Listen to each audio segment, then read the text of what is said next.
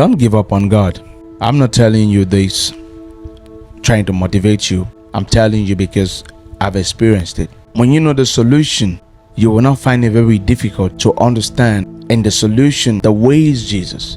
The life, the peace, the hope, the everything that you need is Jesus Christ.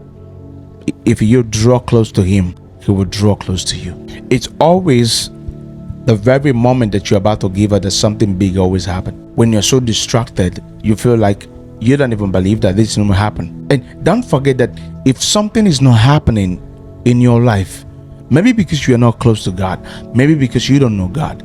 And sometimes you can actually know God. You can actually be so close to Him. You can actually know Him so, more than any other person. And yet God can allow some difficulties to know the kind of a Christian you are. I say when God puts out something bad to you, it's not to hurt you, but to build you. There is no way you can be a Christian if God doesn't do something like that. There is no life outside God.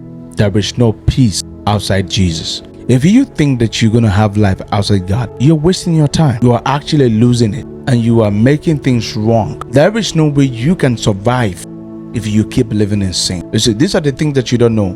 God does not force you to do what He wants you to do, but He tells you to do just exactly how He's using me to tell you now. I say, life can only become part of your daily life if you know who Jesus is. You see, you can fast, you can pray, you can do whatever you want to do, but if you don't know Jesus, you will just finish yourself in dark. You just keep destroying yourself in the dark. You see, choose God now. Choose Him now. Don't choose Him because I'm saying choose it. Choose Him. Take Him into your heart. Let Him become part of your daily life. That is the only way you can grow and survive in this world. See, faith does not see the disappointments. Faith sees the breakthrough. Faith doesn't see the deniers. Faith sees the solution. Faith sees the light while the darkness is right there. You see, you have to totally depend on God. Stop being a stranger. Be someone, a son, a daughter of Jesus Christ. Have a personal relationship, a connection with God. You see, if you do this, you're gonna have life. And I'm gonna say this. I don't know who I'm gonna speak to, but I know God is using me to tell you this. There is hope in the dark. There is hope in the ocean. There is hope in those difficult places. There is hope for you. You may not see it. The season you're praying, it may not come. The time that people had mocked you, say evil things, it will not come.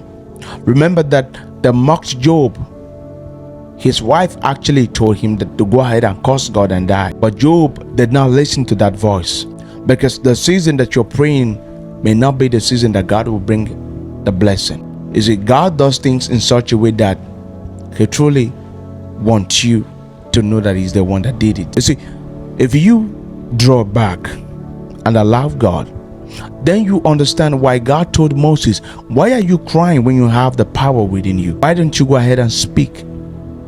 You see, when you think you know too much, you will just be making unnecessary mistakes and you won't even be able to see God walk with. It's the one thing that I understood about the power of God is that you have to move to it. When you look at that blind man at the Jericho gate or at the beautiful gate, I kept missing it. There's something he did that really drew my attention. When he asked who is passing, they told him that is Jesus Christ.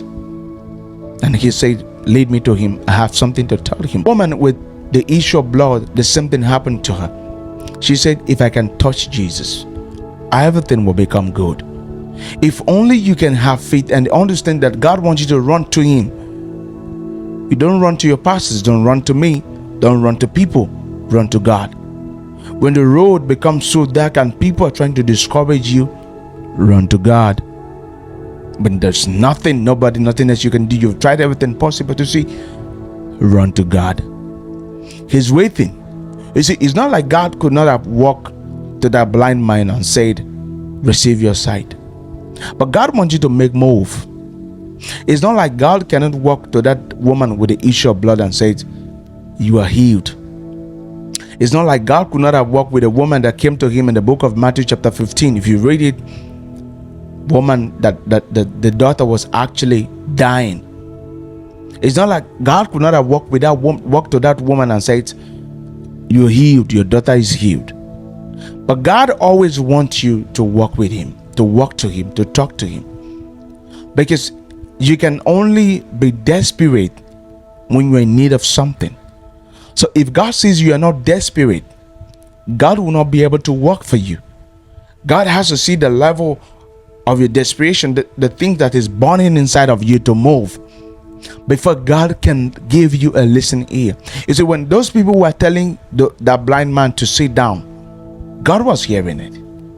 But he really wanted to see what that man would do. You see, God wanted to see what you would do. You keep running to me, keep running to your pastor, keep running to the prophet. They don't have solution to your problems. Only Jesus will. If you run to Jesus, he will direct you to those who will help you. That is why the problem of Paul becomes so easy the moment he had some things to do with Jesus. He directed him to people who will heal him. If you run to God, God will direct you to someone who will solve your problems. If only you can run to God.